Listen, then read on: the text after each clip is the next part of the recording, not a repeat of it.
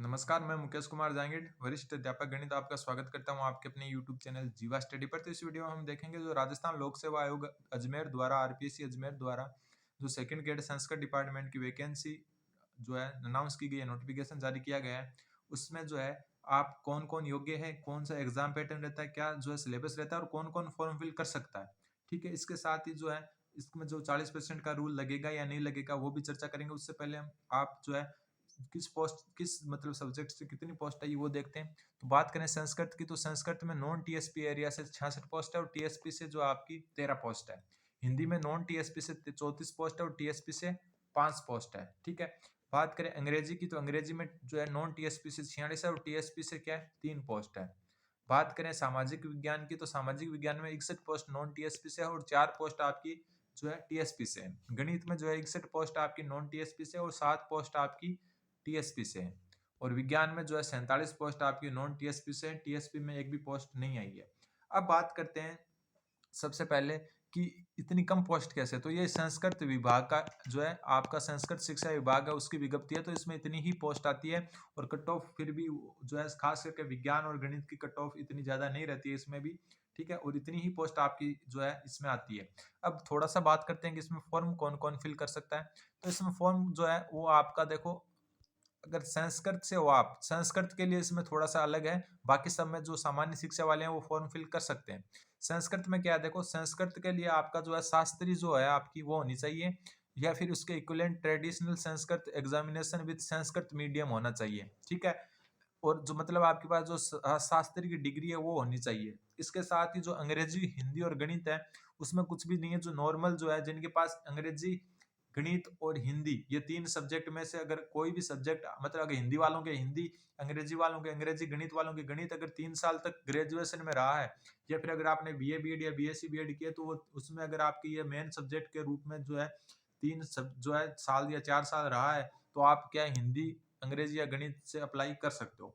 ठीक है, बात विज्ञान की करें तो विज्ञान में जो है अगर आपके physics, chemistry, zoology, botany, microbiology, biotechnology and biochemistry degree जो ये इनमें से कोई भी 2 सब्जेक्ट, यानी कि अगर आप मैथ के स्टूडेंट हैं और आपने जो है मैथ, फिजिक्स, केमिस्ट्री ये तीनों अगर आपने 3 साल या फिर जो बीएससी बीएड या बीए बीएड में 4 साल पढ़ी है, सॉरी बीएससी बीएड में ये अगर ये तीनों सब्जेक्ट आपने पढ़े हैं, तो आप क्या साइंस से भी अप्लाई कर सकते हो और आप मैथ से भी अप्लाई कर सकते हो और दोनों से भी अप्लाई कर सकते हो। कारण ये है कि फिजिक्स और केमिस्ट्री में से जो है यहाँ पर देखो कोई भी 2 होनी चाहिए, तो फिजिक्स केमिस्ट्री आपके पास साइंस के 2 सब्जेक्ट हैं तो आप साइंस से अप्लाई कर सकते हो, और मैथ आपके पास जो है मेन सब्जेक्ट एक है तो आप मैथ से भी अप्लाई कर सकते हो। ऐसे अगर किसी के पास मान लो कि सामाजिक से अप्लाई करना है तो उसको जो है history, geography, economics, political science, sociology, public administration और फिलोसॉफी में से कोई भी 2 सब्जेक्ट आपके जो है ग्रेजुएशन में होने चाहिए।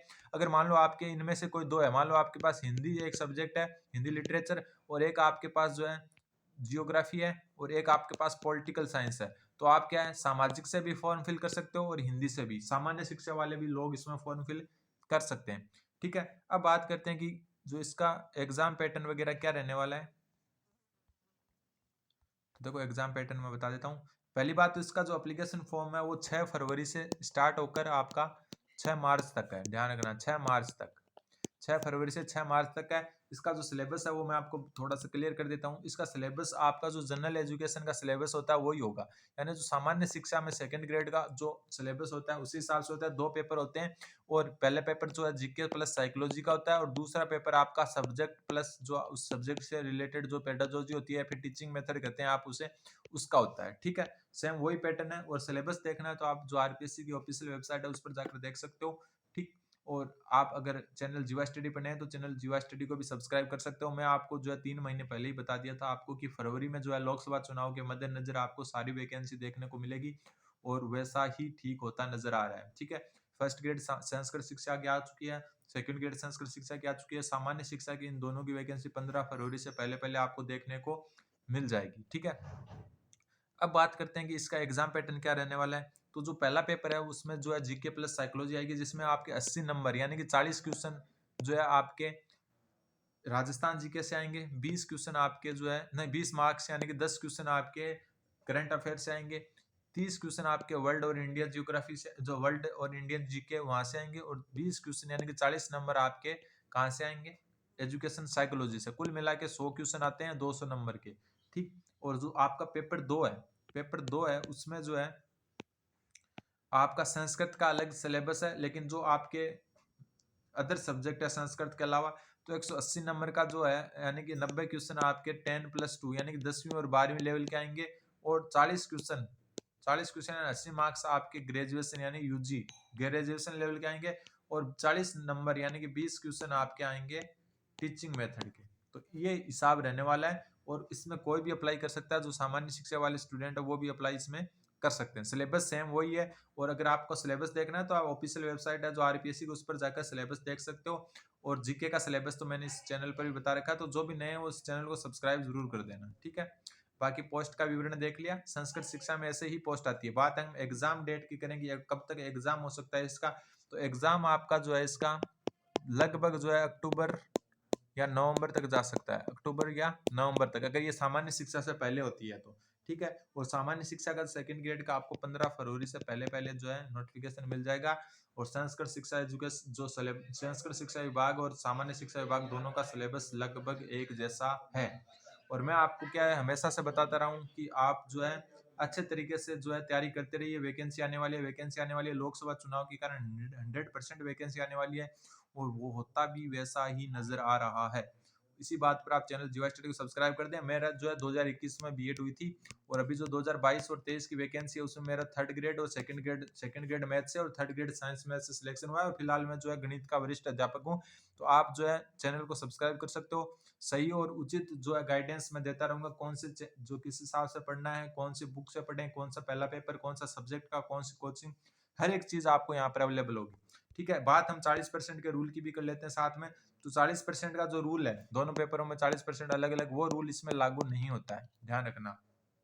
जो आपकी सामान्य शिक्षा की विज्ञप्ति आती है उसमें 40% का रूल लागू होता है, लेकिन जो अभी वैकेंसी गई है 2022 वाली, जो अभी रिजल्ट आया कुछ दिन पहले संस्कृत शिक्षा विभाग का, उसमें जो है 40% वाला रूल है वो लागू नहीं था। तो इसमें भी संस्कृत डिपार्टमेंट में 40% वाला रूल लागू नहीं है। आप जो है 40% के चक्कर में नहीं रहोगे इसमें।